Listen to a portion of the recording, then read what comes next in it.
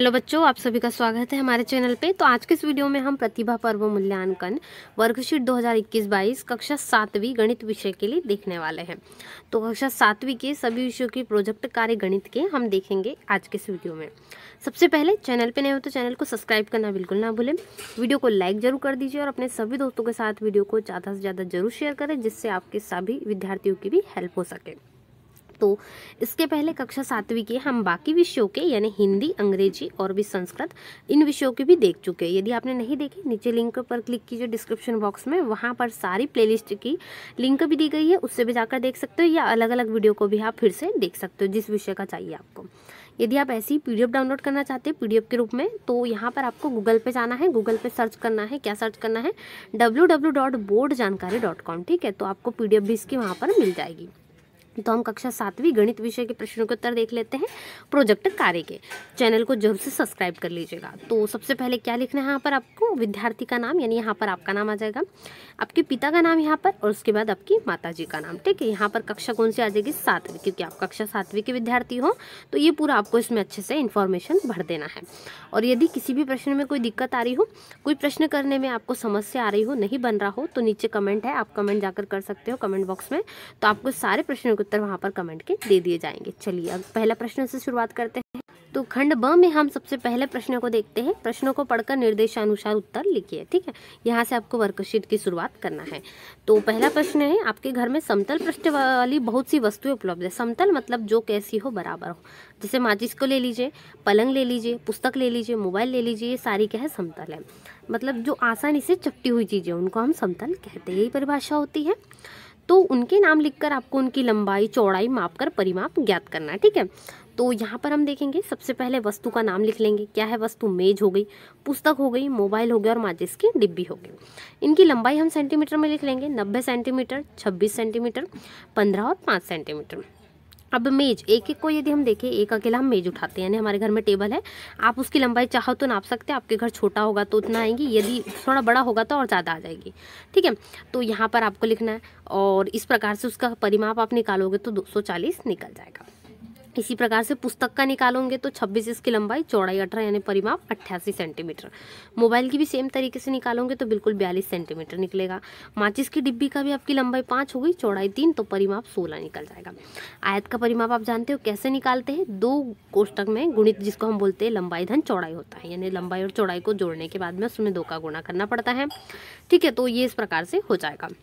तो ये आपका पूरी तालिका ऐसी बना सकते हो, चाहो तो पेन से या पेंसिल से, आपको जिससे भी बनाना है उससे आपको अच्छे से चित्र को बना लेना है या लिख लेना है।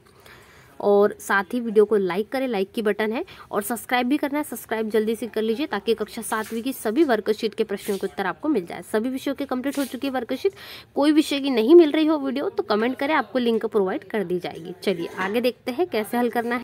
इसके बाद हम अगला ले लेते हैं दरवाजा। ठीक है, अगला एग्जाम्पल हो गया दरवाजा। इसकी लंबाई हो गई, ये चौड़ाई हो गई, 150 इसकी लंबाई और 50 जो है चौड़ाई, सेंटीमीटर में सब कुछ। ठीक है, आयत का परिमाप 2 गुणित लंबाई धन चौड़ाई हम निकालेंगे तो यही से 400 इसकी निकल जाएगा परिमाप।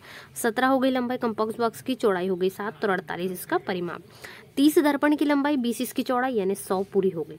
ठीक है, परिमाप हो गया।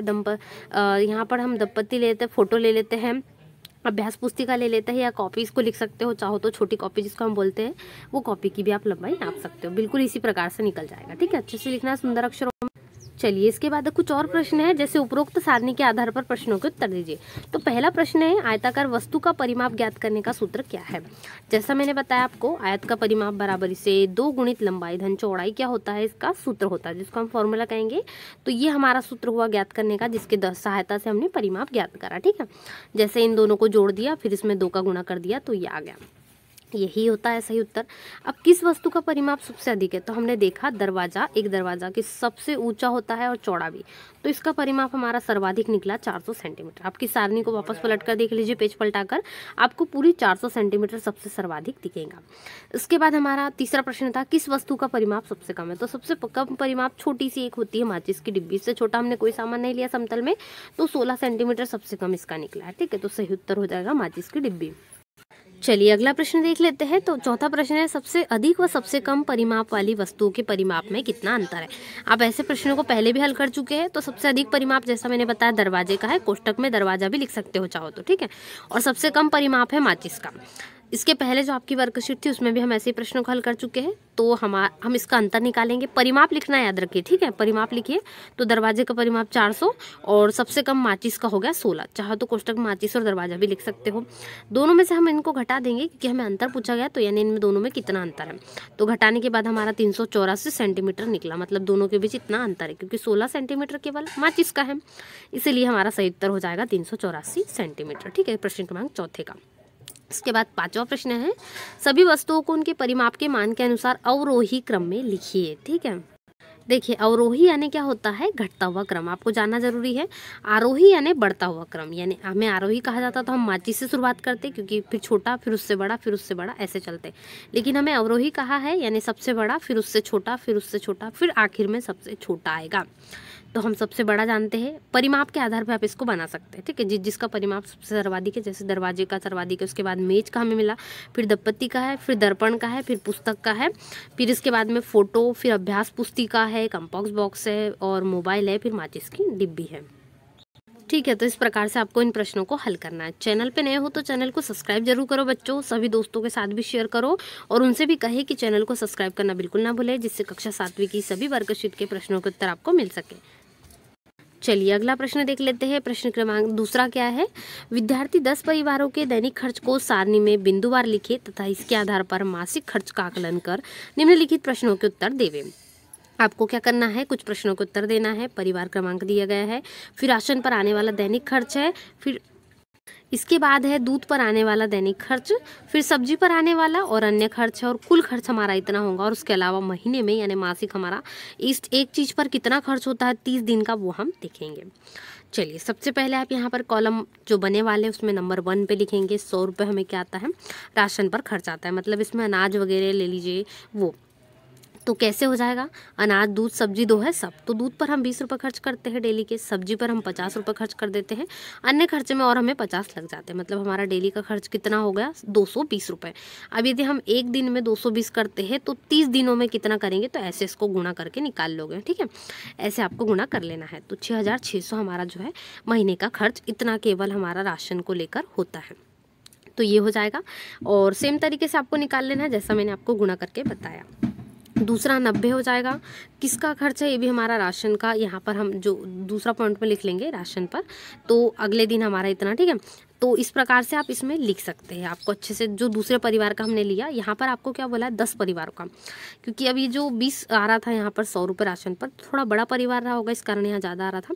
उसके बाद दूसरे परिवार में हम देखते हैं तो थोड़े खर्चे अलग अलग चेंजेस हैं। फिर तीसरे परिवार में हम देखते हैं यहाँ पर भी है, तो हमने ऐसे करके 10 परिवारों का पूरा लिस्ट निकाल ली है। इसमें आपको अच्छे से लिख लेना है, ये पूरी हो जाएगी, ठीक है। इस प्रकार से पूरा आपको देख देख के नोट कर लेना है। इसके बाद में इससे संबंधित प्रश्न है पहला, परिवार क्रमांक 2 जो हमारे दूसरे नंबर पे दिया, उसके द्वारा राशन पर आने वाला 2 माह का खर्च कितना होगा, ये आपको बताना है। चलिए देखिए, परिवार क्रमांक 2 में राशन पर भी पूछा गया है, नहीं सिर्फ हमें राशन पे पूछा है, तो हम राशन पे कितना आ रहा है 90 रुपये एक दिन का है। अब हमें पूछा गया 2 महीने का, तो पहले हम 30 दिन का निकाल लेते हैं, चाहो तो इकट्ठे 60 का गुणा भी कर सकते हो, तो ये 2700 निकल जाएगा, ठीक है। फिर हम और 30 दिन का निकाल लेते हैं, तो यहाँ पर ये फिर से 2700 निकल जाएगा, दोनों को प्लस कर लेंगे तो हमारा उत्तर 5400 आ जाएगा। या फिर क्या कीजिए, सीधे 90 में 60 का गुणा कर दीजिए, तो ये हमारा डायरेक्ट उत्तर इतना आ जाएगा। तो दोनों तरीके से इसको हल किया जा सकता है। इसी प्रकार से परिवार क्रमांक 10 द्वारा सेकंड प्रश्न देखते हैं, दूसरा हमारा छूट रहा है। सभी परिवार द्वारा दूध पर आने वाला कुल खर्च, जितने भी दूध पर खर्च है सभी को प्लस करके हमारा 250 आएगा, 250। फिर 10वें नंबर पे जाएंगे, इसमें सब्जी पर आने वाला 5 माह का खर्च हमें लिखना है, तो 7500 आ जाएगा। तो जो 10 में सब्जी पर होगा उसमें हम किसका गुणा कर लेंगे, 5 का गुणा कर देंगे, जितना भी खर्च हो रहा होगा, तो हमारा उत्तर आ जाएगा।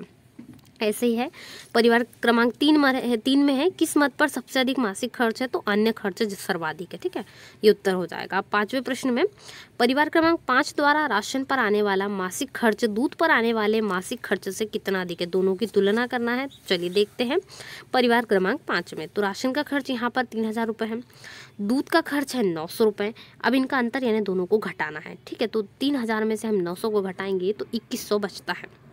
सही उत्तर कितना हो जाएगा, 2100 हो जाएगा। यहाँ पर आपको उत्तर लिखना है। तो राशन पर आने वाला मासिक खर्च कितना रुपए ज़्यादा है, 2100 रुपये अधिक है, ये आपको उत्तर लिख देना है।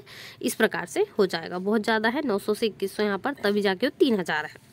तो ये पूरे प्रश्नों के उत्तर हमने देखे। कक्षा 7वीं गणित की वर्कशीट हमने देखी। इसके पहले कक्षा 7वीं के सभी विषयों की वर्कशीट के प्रश्नों के उत्तर कंप्लीट हो चुके हैं प्रतिभा पर्व मूल्यांकन के। तो वीडियो को देख लीजिए, प्लेलिस्ट में सारे वीडियो ऐड है। यदि आप अलग अलग देखना चाहते हैं तो डिस्क्रिप्शन में लिंक दी गई है। जल्दी से वीडियो को लाइक कर दीजिए। चैनल पर जितने भी स्टूडेंट्स नए हो सभी चैनल को सब्सक्राइब जरूर करें और दोस्तों के साथ ज़्यादा से ज़्यादा जरूर शेयर करें, जिससे सभी विद्यार्थियों की हेल्प हो सके। मिलते हैं नए वीडियो में। Thanks for watching.